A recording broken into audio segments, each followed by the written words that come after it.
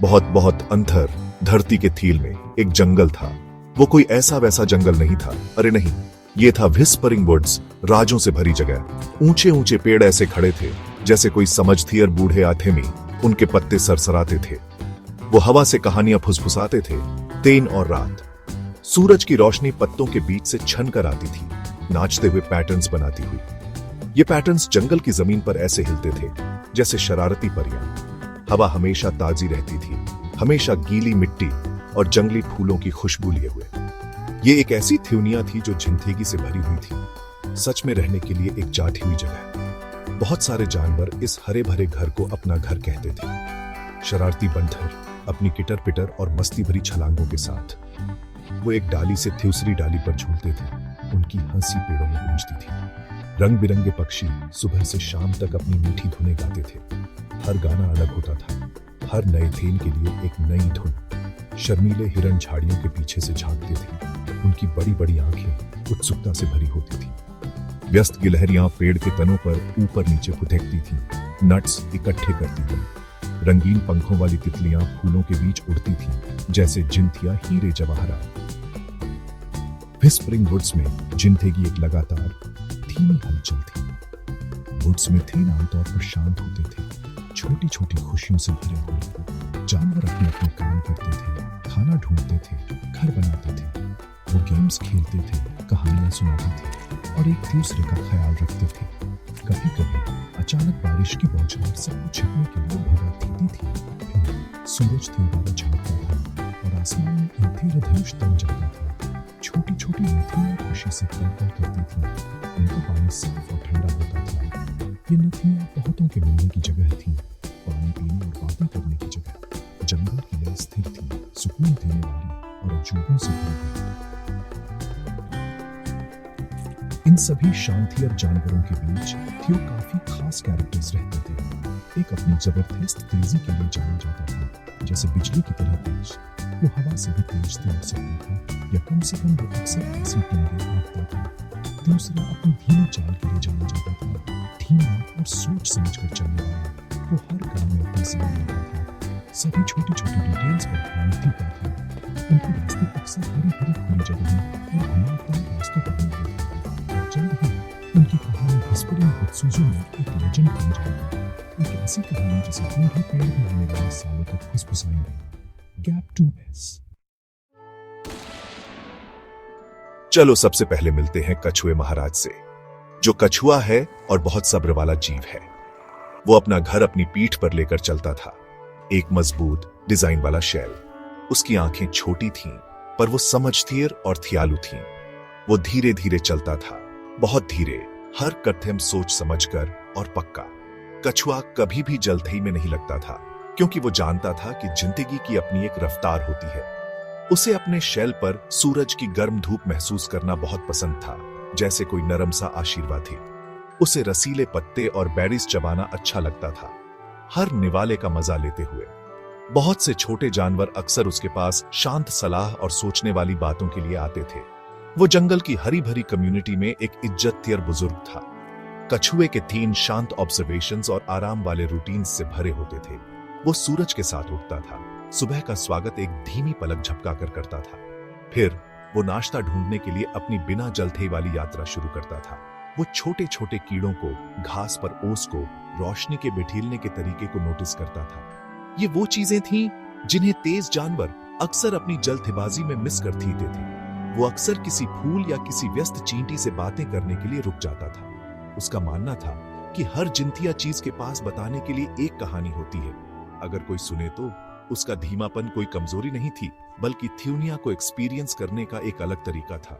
उसे सफर में खुशी मिलती थी, सिर्फ मंजिल में नहीं, हमेशा शांत। अब चलो खरगोश बाबू की तरफ ध्यान देते हैं, जो खरगोश है। ओह, खरगोश तो बेइंतहा एनर्जी का बंडल था, एक रोएंथियर रॉकेट। उसके लंबे कान लगातार फड़कते रहते थे, हमेशा चौकन्ना, हमेशा सुनता हुआ। उसके ताकतवर पैर उसे पलक झपकते ही मैथियानों के पार ले जा सकते थे। उसे अपनी स्पीड पर बहुत ज्यादा गर्व था। ओह, बहुत ही ज्यादा गर्व, एक तेज तीर से भी ज्यादा तेज। वो अक्सर सुनने वाले किसी भी शख्स से यही कहता था। उसे दिखावा करना बहुत पसंद था। दूसरे जानवरों के पास से तेजी से गुजरता हुआ एक शरारती मुस्कान के साथ। उसके रोए मुलायम और भूरे थे। जब वो झाड़ियों के बीच से त्योड़ता था तो एक धुंधला सा फेंकता था। उसका मानना था कि तेज होना ही पूरी थेउनिया में सबसे जरूरी चीज है। खरगोश बाबू हमेशा बेचैन रहता था, हमेशा किसी रोमांच या रेस की तलाश में। वो एक उछाल के साथ उठता था, भागने और फुटेकने के लिए तैयार। वो अक्सर तेवसरे जानवरों को उनके धीमेपन के लिए चिढ़ाता था, खासकर कछुए को। चलो भाई बुढ़े, वो कछुए के पास से तेजी से गुजरते हुए कहता, तुम्हारी इस चाल से तो तुम दुनिया के सारे मजे मिस करती होगे। वो हंसता। उसे कछुए का शांत और सोच समझकर काम करने का तरीका बिल्कुल समझ नहीं आता था। खरगोश के लिए जिंथेगी एक रेस थी और उसका इरादा हर रेस को जीतने का था। वो चार्मिंग तो था, हाँ, पर उसकी डींगें कभी कभी कुछ जातिया ही हो जाती थी। उसका ओवर कॉन्फिडेंस कभी कभी उसे दूसरी जरूरी चीजें भुला देता था। एक धूप वाली सुबह खरगोश बाबू कुछ जातिया ही डींगे हाँकने के मूड में था। उसने कछुए महाराज को धीरे धीरे क्लोवर के एक टुकड़े की तरफ जाते देखा। अरे अरे, ये स्पीडी कछुआ नहीं है क्या? खरगोश हंसा, उसकी नाक फड़की। अभी भी अपना आराम से टाइम ले रहे हो? देख रहा हूं, कभी जल्दी ही करना सीखोगे भी। कछुए ने शांति से ऊपर देखा। उसके मुंह में क्लोवर का एक टुकड़ा था। खरगोश बाबू, कछुए ने नरमी से कहा, जिंदगी में स्पीड ही सब कुछ नहीं होती। ओह, ऐसा नहीं है क्या? खरगोश ने मजाक उड़ाया। मैं शर्त लगाता हूं कि मैं तुमसे बड़े बरगद के पेड़ तक रेस कर सकता हूं और वापस भी आ सकता हूं, और फिर भी एक झपकी लेने का टाइम होगा। इस बार कछुए ने सबको हैरान कर दिया। बहुत अच्छे, उसने कहा, चलो रेस करते हैं। जंगल के जानवर ये सुनकर हैरानी और जोश में आसपास जमा हो गए। रेस की खबर विस्परिंग वुड्स में जंगल की आग की तरह फैल गई। बंठर पेड़ों के ऊपर से जोश में किटर पिटर करने लगे, अपनी अपनी बेट्स लगाने लगे। पक्षी जोर जोर से चहचहाने लगे, इवेंट के लिए उम्मीदियों का एक कोरस बनाते हुए। बूढ़ा उल्लू ऊंट, सबसे समझदार पक्षी, जज बनने के लिए मान गया। उसने निमथई के किनारे पुराने विलो पेड़ के पास एक स्टार्टिंग लाइन बनाई। फिनिश लाइन वो पुराना बरगद का पेड़ था। मैथियान के उस पार बहुत दूर सारे जानवर जमा हो गए। उनकी आंखें उम्मीद और जिज्ञासा से बड़ी बड़ी थीं। खरगोश अकड़ कर घूम रहा था, अपनी लंबी टांगें फैला रहा था, पूरे कॉन्फिडेंस से भरा हुआ। कछुआ बस स्टार्टिंग लाइन पर खड़ा रहा, हमेशा की तरह शांत और स्थिर। रेडी, सेट, गो, उल्लू ऊंट ने आवाज लगाई। उसकी आवाज गूंज रही थी। और बस फिर क्या था, खरगोश बाबू धनुष से निकले तीर की तरह भागा। उसके पीछे धूल उड़ी जब वो कुछ ही सेकंड्स में थ्यूर जाकर गायब हो गया। जानवरों ने उसकी जबरदस्त स्पीड के प्रदर्शन के लिए जोर जोर से तालियां बजाईं। कछुए महाराज ने दूसरी तरफ एक धीमा सोचा समझा कदम बढ़ाया, फिर दूसरा और फिर एक और। उसकी चाल स्थिर और अटूट थी। वो खरगोश की बिजली जैसी स्टार्ट से घबराया या परेशान नहीं देखा। उसने बस अपनी नजरें आगे रास्ते पर रखी, एक के बाद एक कीथिम बढ़ाता रहा। वो अपना तरीका, अपनी लय जानता था और वो उस पर ईमानदारी से टिका रहा। खरगोश त्योड़ता रहा, हवा को अपने कानों के पास से सीटी बजाते हुए महसूस कर रहा था। कुछ देर बाद उसने पीछे देखा, कछुआ कहीं नजर नहीं आ रहा था। हाँ, उसने सोचा, वो धीमा बुढ़ा शायद अभी भी स्टार्ट के पास ही होगा। वो इतना आगे था कि बरगद का पेड़ पहले से ही नजर आ रहा था। सूरज गर्म था और एक हल्की हवा पत्तों को सरसरा रही थी। खरगोश ने एक बड़े आम के पेड़ के नीचे एक आरामदायक छायादार जगह देखी। एक छोटी सी झपकी से कोई नुकसान नहीं होगा, उसने जम्हाई ली, खुद से काफी खुश महसूस करते हुए। मैं यहीं आराम करूंगा और जब कछुआ आखिरकार धीरे धीरे पास से गुजरेगा तो मैं जाग जाऊंगा और फिर भी आसानी से जीत जाऊंगा।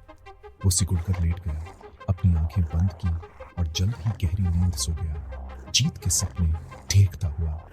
Cap 2S। इस बीच कछुए महाराज चलते रहे, सब्र के साथ एक एक कीथेम। उसने जल्दी ही नहीं की, वो लड़खड़ाया नहीं, वो आराम के लिए रुका नहीं। सूरज आसमान में और ऊपर चढ़ गया। रास्ते पर तेज धूप पड़ रही थी। दूसरे जानवर उसके पास से गुजरे। कुछ ने हिम्मत बढ़ाने वाले शब्द कहे। चलते रहो कछुए, एक छोटी सी गौरैया ने ऊपर उड़ते हुए चहचहाया। उसने बस सिर हिलाया। उसका फोकस टूटा नहीं था, उसका हौसला कम नहीं हुआ था। उसे अपने शब्द याद थे, स्पीड ही सब कुछ नहीं है, लगन जरूरी है। उसने बरगद के पेड़ की ठंडी छांव के बारे में सोचा, जो उसकी मंजिल थी।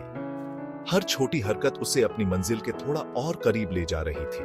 धीरे धीरे, लगातार कछुए ने थ्योरी तय की। उसकी चाल बैठेली नहीं, वो चमकीले पीले सरसों के फूलों के खेतों के पास से गुजरा। एक बहुत प्यारा नजारा। उसने छोटी सी नन्ही पार की, ध्यान से पत्थरों पर पैर रखते हुए, और फिर उसने उसे देखा, वो आम का पेड़ जिसके नीचे खरगोश बाबू लेटा हुआ था। खरगोश गहरी नींद में सो रहा था, हल्के हल्के खर्राटे ले रहा था, बिल्कुल बेखबर। कछुए ने उसे जगाया नहीं, ना ही उसने शेखी बघारी या रुका। वो बस अपने रास्ते पर चलता रहा, एक के बाद एक सधा हुआ कथन। फिनिश लाइन, वो बड़ा बरगद का पेड़ अब बहुत पास था। उसके थील में एक शांत दृढ़ निश्चय था, उम्मीद की एक स्थिर धड़कन। अचानक खरगोश बाबू एक झटके से जागा। सूरज डूबने लगा था, हवा ठंडी हो गई थी और मैदान में लंबी परछाइयां फैल गई थी। अरे बाप रे! वो घबराकर अपने पैरों पर उछलते हुए चिल्लाया। उसने बरगद के पेड़ की तरफ देखा और उसकी आंखें फटी की फटी रह गईं। वहां फिनिश लाइन के अविश्वसनीय रूप से करीब कछुए महाराज थे। ये कैसे हो सकता है? खरगोश चिल्लाया। उसका थेल स्थेमे से जोर जोर से धड़क रहा था। वो ज्याथिया सो गया था। वो बहुत ज्याथिया कॉन्फिडेंट, बहुत ज्याथिया लापरवाह हो गया था। बेताबी भरी तेजी के साथ वो फिनिश लाइन की ओर भागा। वो पहले से कहीं ज्याथिया तेज थ्योड़ा, घबराहट में एक भूरी लकीर की तरह। लेकिन अफसोस फुर्तीले खरगोश बाबू के लिए बहुत देर हो चुकी थी। जैसे ही वो कुछ ही छलांग थ्योर था, कछुए महाराज ने शांति से फिनिश लाइन पार कर ली। जानवरों की भीड़ जो सब्र से इंतजार कर रही थी, खुशी से झूम उठी। उन्होंने कछुए को अपने कंधों पर उठा लिया, उसकी शांति और जीत का जश्न मनाते हुए। खरगोश हाँफता हुआ खड़ा था, शर्मिंदिया और सांस फूली हुई उसके कान झुके हुए थे। कछुए ने हमेशा की तरह मेहरबान होकर उथियास खरगोश की तरफ प्यार से मुस्कुराया। इस कहानी की सीख जो व्हिस्परिंग वुड्स में फुसफुसाई जाती थी, सबको साफ थी। धीरे और लगातार चलने वाला लगन के साथ सच में रेस जीतता है, और ओवर कॉन्फिडेंस, मेरे प्यारे दोस्तों, यकीनन एक चौंकाने वाली हार की तरफ ले जा सकता है।